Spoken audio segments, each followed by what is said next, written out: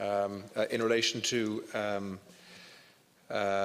some of the other questions that you have, first of all, in relation to EU financial support packages. So in November 2017, Minister Humphrey's department received approval from the European Commission for its proposed rescue and restructuring scheme, should it be necessary. That is a scheme that can actually intervene in an extraordinary way and contribute up to €10 million of public money in order to help a company restructure because of the difficulties that may be faced as a result of Brexit in the context of a no deal. There's also a possibility of an extension of the scheme to include temporary restructuring aid, and that was approved last May in 2018. So there are two examples of specifics.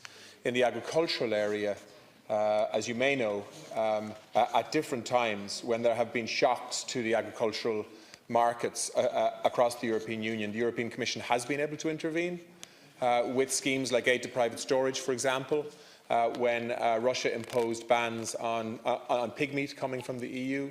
It also intervened in terms of purchasing milk powders when milk prices tanked. And only recently actually have cleared most of those stocks that they had in storage. So there are intervention mechanisms, but those intervention mechanisms kick in after a crisis happens. Our job is to make sure that we avoid that type of crisis. And in my view, our job is to ensure that even in a no-deal Brexit scenario, we work to continue the trade between Ireland and the UK into the future as we look for more medium-term sustainable solutions that are tariff-free and barrier-free. So some specific examples there.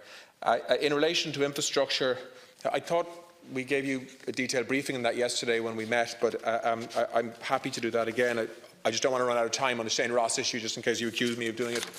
But let me give you a written outline of what we're doing in both Rosslare and Dublin ports and why it actually doesn't need planning permission, in our view, between now and then. Just on the Shane Ross issue, can I just say, what I was doing was clarifying to Shane that this government is not going to start talking about.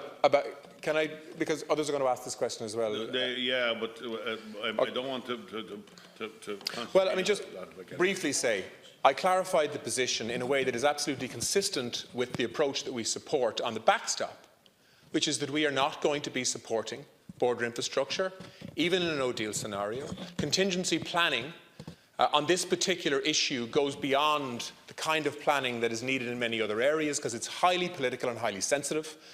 And will undoubtedly involve conversations with the British government as well as the European Commission to actually find a contingency mechanism that can avoid physical border infrastructure re-emerging on this island. And the way to do that, which took 2 years to negotiate and put together, is the backstop. And the Prime Minister is as big an advocate for the backstop from her speeches in recent weeks as we are here. And let me be very clear, in our view, the European Commission is not likely to move away from insisting on a backstop being part of a withdrawal agreement should that be agreed. Sorry about that.